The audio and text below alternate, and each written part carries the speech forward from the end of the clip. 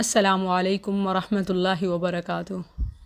نحمده ونصلي على رسوله الكريم اما بعد فاعوذ باللہ من الشیطان الرجیم بسم اللہ الرحمن الرحیم رب اشرح لی صدری ویسر لی امری واحلل عقدۃ من لسانی یفقهوا قولی رب زدنی علما۔ یہ المصباح انٹرنیشنل کی طرف سے آسان ترجمہ قرآن کورس ہے۔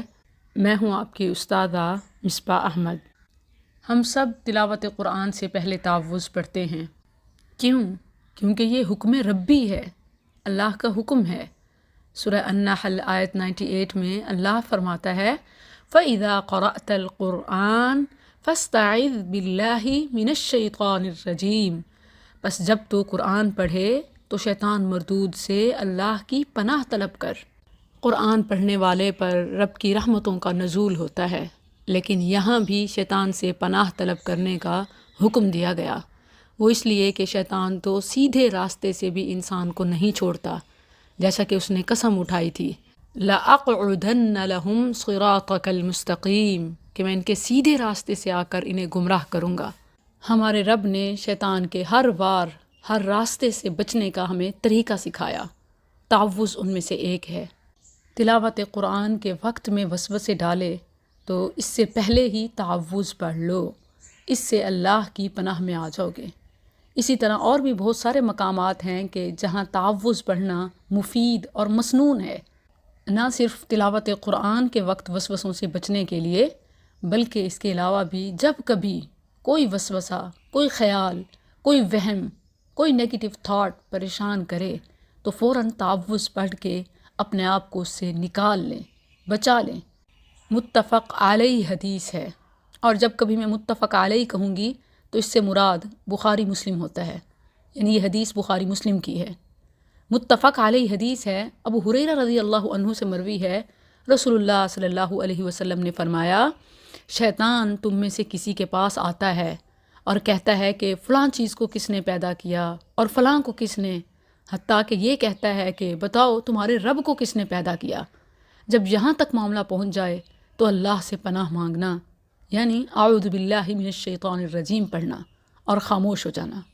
تو پہلا مقام جہاں تعوذ پڑھنا ضروری ہے وہ ہے قراءت قرآن، یعنی قرآن پڑھتے وقت، اور دوسرا جب کبھی کوئی منفی سوچ آئے تو تعوذ پڑھ کر جھٹک دینا، اور تیسرا اگر نماز میں وسوسہ آئے، نماز میں ادھر ادھر کے خیالات آئیں تو بھی تعوذ پڑھ لینا چاہیے۔ صحیح مسلم میں عثمان بن ابو العاص رضی اللہ عنہ سے مروی ہے، انہوں نے نبی صلی اللہ علیہ وسلم کی خدمت میں حاضر ہو کر عرض کیا اے اللہ کے رسول صلی اللہ علیہ وسلم، شیطان میری نماز اور قرات کے درمیان حائل ہو گیا اور مجھ پر نماز میں شبہ ڈالتا ہے۔ رسول اللہ صلی اللہ علیہ وسلم نے فرمایا وہ خنزب نامی شیطان ہے، جب تو ایسی بات محسوس کرے تو اس سے اللہ کی پناہ مانگ لیا کر، یعنی اعوذ باللہ من الشیطان الرجیم پڑھ لیا کر، اور اپنی بائیں جانب 3 مرتبہ تھوک دیا کر۔ وہ کہتے ہیں میں نے ایسے ہی کیا تو شیطان مجھ سے دور ہو گیا۔ اس حدیث سے معلوم ہوتا ہے کہ جب وسواس، منفی خیالات اور توہمات تنگ کریں تو پہلے تعوذ پڑھ لیں 1 یا 3 بار، اور پھر بائیں سائڈ پر تھو تھو کر دیں۔ اس سے انشاءاللہ وہ بار بار پریشان کن خیالات ختم ہو جائیں گے۔ اور چوتھا مقام جہاں ہمیں احادیث سے معلوم ہوتا ہے کہ تعوذ پڑھنا مفید ہے وہ ہے نیند میں برا خواب دیکھنے پر۔ صحیح مسلم اور سنن ابن ماجہ کی حدیث ہے، جابر رضی اللہ عنہ سے مروی ہے کہ رسول اللہ صلی اللہ علیہ وسلم نے فرمایا جب تم میں سے کوئی ایسا خواب دیکھے جسے وہ ناپسند کرتا ہو تو اپنے بائیں جانب 3 بار تھوک دے اور شیطان سے 3 بار اللہ کی پناہ مانگے، یعنی اعوذ باللہ من الشیطان الرجیم پڑھے، اور چاہیے کہ اپنے اس پہلو کو تبدیل کر لے جس پر پہلے تھا، یعنی کروٹ بدل کر سوئے۔ اگر آپ نے ان احادیث پر غور کیا ہو تو وسوسے سے بچنے کے لیے پہلے تعوذ پڑھنے اور پھر تھوکنے کا حکم ہے، لیکن برے خواب کے اثرات سے بچنے کے لیے پہلے تھوکنے کا اور پھر تعوذ پڑھنے کا حکم ہے۔ 5واں مقام جہاں تعوذ پڑھنے کی تلقین ہے وہ ہے گدھے کی آواز سن کر۔ صحیح بخاری میں ابو ہریرہ رضی اللہ عنہ سے مروی ہے، رسول اللہ صلی اللہ علیہ وسلم نے فرمایا جب تم مرغ کی آواز سنو تو اللہ کا فضل مانگو، یعنی اللہم انی اسألک من فضلک پڑھو، کیونکہ اس مرغ نے فرشتہ دیکھا ہے۔ اور جب تم گدھے کی آواز سنو تو شیطان مردود سے اللہ کی پناہ مانگو، یعنی اعوذ باللہ من الشیطان الرجیم پڑھو، کیونکہ اس نے شیطان کو دیکھا ہے۔ اور اسی طرح کتے کے بھونکنے پر بھی اللہ کی پناہ مانگنے کا حکم ہے۔ سنن ابو داؤد کا حوالہ ہے، جابر بن عبداللہ رضی اللہ عنہ فرماتے ہیں رسول اللہ صلی اللہ علیہ وسلم نے فرمایا، جب تم رات میں کتوں اور گدھوں کی آواز سنو تو اللہ کی پناہ مانگو، یعنی اعوذ باللہ من الشیطان الرجیم پڑھو، اس لیے کہ وہ ایسی چیزیں دیکھتے ہیں جو تم نہیں دیکھتے۔ اسی طرح بخاری میں ہے کہ رسول اللہ صلی اللہ علیہ وسلم نے غصے میں مبتلا ایک شخص کو لڑتے ہوئے دیکھا تو آپ نے تعوذ سکھایا کہ اعوذ باللہ پڑھے، غصہ ختم ہو جائے گا۔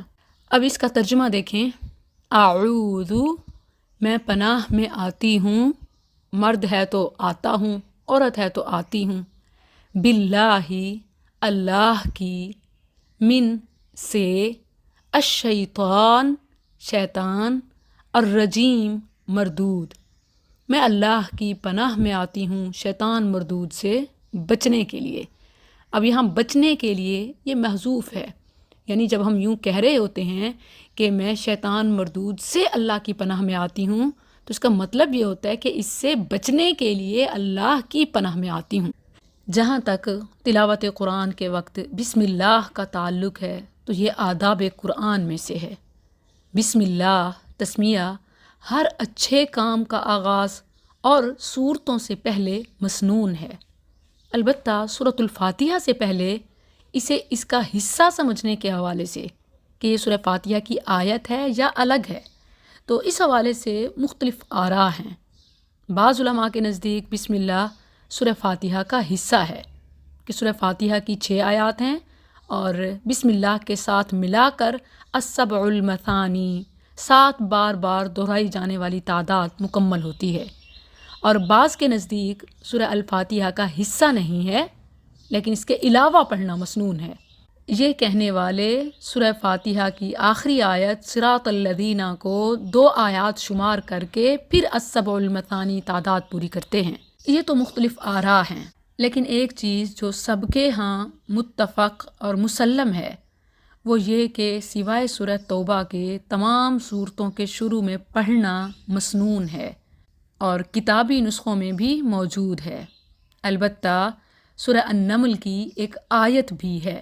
تسمیہ کا ترجمہ دیکھیں، بسم اللہ، بسم نام سے، اللہ اللہ کے، الرحمن جو بہت مہربان، الرحیم جو نہایت رحم کرنے والا، اللہ کے نام سے جو بے حد رحم والا نہایت مہربان ہے۔ اب اللہ کے نام سے کیا؟ یعنی شروع کرتے ہیں، ابتدا کرتے ہیں۔ اس میں ابداؤ یا اشرعو محذوف ہے۔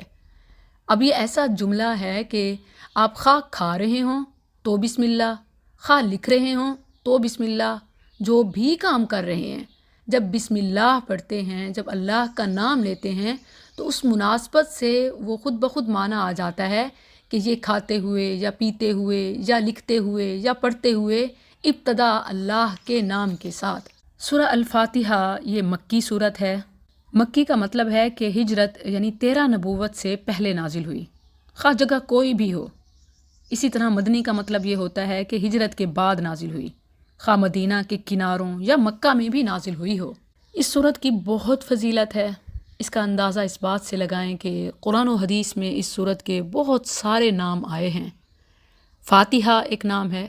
فاتحہ کا معنی آغاز، ابتدا، اوپننگ ہے، یعنی قرآن کا افتتاح، آغاز، اور اسی طرح نماز میں بھی قرات کا آغاز اسی سے ہوتا ہے۔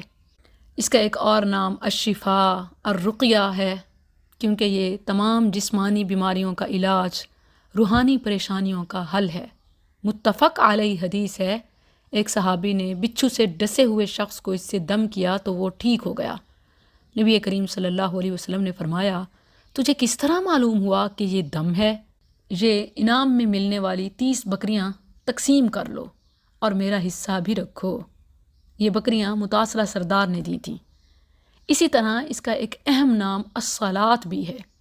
صحیح مسلم میں حدیث قدسی ہے، اللہ عز و جل نے فرمایا قسمت الصلاۃ بینی و بین عبدی، میں نے صلاۃ یعنی نماز میں پڑھی جانے والی سورہ فاتحہ کو اپنے اور اپنے بندے کے درمیان تقسیم کر دیا ہے۔ اس حدیث میں فاتحہ کا نام ہی صلاۃ ہے۔ اسی طرح بخاری کی حدیث لا صلاۃ لمن لم یقرأ بفاتحۃ الکتاب، اس شخص کی کوئی نماز نہیں جو سورہ فاتحہ نہ پڑھے، تو اس میں بھی فاتحہ کو ہی نماز قرار دیا گیا۔ اس کا نام ام القرآن بھی ہے۔ صحیح مسلم اور نسائی میں اس کا نام ام القرآن آیا ہے۔ سورہ الحجر آیت 87 وَلَقَدْ آتَيْنَاكَ سَبْعًا مِّنَ الْمَثَانِي وَالْقُرْآنَ الْعَظِيمِ، تو اس سورت کا ایک نام السبع المثانی اور القرآن العظیم بھی ہے، یعنی 7 بار بار پڑھی جانے والی آیات، کیونکہ نماز میں یہ بار بار پڑھی جاتی ہیں۔ اور اسی طرح اس سورت کو ہی قرآن عظیم قرار دیا گیا، کیونکہ تمام مضامین کا یہ سورت خلاصہ ہے۔ اس سورت کی فضیلت کے حوالے سے صحیح مسلم میں ابن عباس رضی اللہ عنہما کے حوالے سے ہے، انہوں نے فرمایا ایک دفعہ جبریل علیہ السلام نبی صلی اللہ علیہ وسلم کے پاس بیٹھے تھے، انہوں نے اپنے اوپر زور سے دروازہ کھلنے کی آواز سنی تو سر اٹھایا اور فرمایا یہ آسمان کا ایک دروازہ ہے جو آج کھولا گیا ہے، آج سے پہلے یہ کبھی نہیں کھولا گیا۔ تو اس سے ایک فرشتہ اترا، پھر فرمایا یہ فرشتہ زمین پر اترا ہے جو آج سے پہلے کبھی نہیں اترا۔ اس فرشتے نے سلام کیا اور کہا آپ کو 2 نوروں کی خوشخبری ہو جو آپ کو دیے گئے ہیں، آپ سے پہلے وہ کسی نبی کو عطا نہیں ہوئے، فاتحۃ الکتاب اور سورہ بقرہ کی آخری آیات۔ آپ ان دونوں سے جو حرف بھی پڑھیں گے وہ چیز آپ کو ضرور عطا کی جائے گی، یعنی سورہ فاتحہ اور سورہ بقرہ کی آخری 2 آیات دعا کی قبولیت کے لیے ضمانت ربی ہے کہ جو بھی یہ پڑھ کر دعا کرتا ہے اس کی دعا قبول ہوتی ہے۔ یہ قرآن کریم کی عظیم ترین صورت ہے۔ جیسے آیات میں سے عظیم ترین آیت آیت الکرسی ہے، یا الفاظ کے اعتبار سے لمبی آیت آیت تداین ہے، یا ایھا الذین آمنوا اذا تداینتم، سورہ بقرہ کی یہ آیت۔ اسی طرح صورتوں کے اعتبار سے دیکھیں تو سب سے طویل صورت سورہ بقرہ ہے، لیکن مضامین میں اہم عظیم صورت سورہ فاتحہ ہے۔ اس طرح اس کے فضائل تو ہم شمار ہی نہیں کر سکتے، لیکن اگر یہ تمام فضائل دیکھیں تو سب کے سب زندہ لوگوں کے لیے ہیں، جبکہ ہمارے ہاں بعض لوگ اسے مردوں کے ایصال ثواب اور تعزیت وغیرہ کے لیے پڑھتے ہیں اور اسے فاتحہ خوانی کہتے ہیں۔ اس طریقے کا شریعت میں ذکر تک نہیں ہے، یعنی قرآن و حدیث میں آپ کو کہیں بھی فاتحہ خوانی کا لفظ نہیں ملے گا، لیکن آپ دیکھیں تو یہی فاتحہ خوانی ہمارے ہاں رائج ہے۔ ہم نے زندوں کے لیے تو کم بلکہ نہ ہونے کے برابر، مگر مردوں کے لیے فاتحہ یا فاتحہ خوانی ضرور عام کر لی ہے۔ حالانکہ قرآن ویسے پڑھنا سمجھنا چاہیے جیسے نبی صلی اللہ علیہ وسلم نے سمجھایا اور عمل کر کے دکھایا، صحابہ نے سمجھا اور دہرایا۔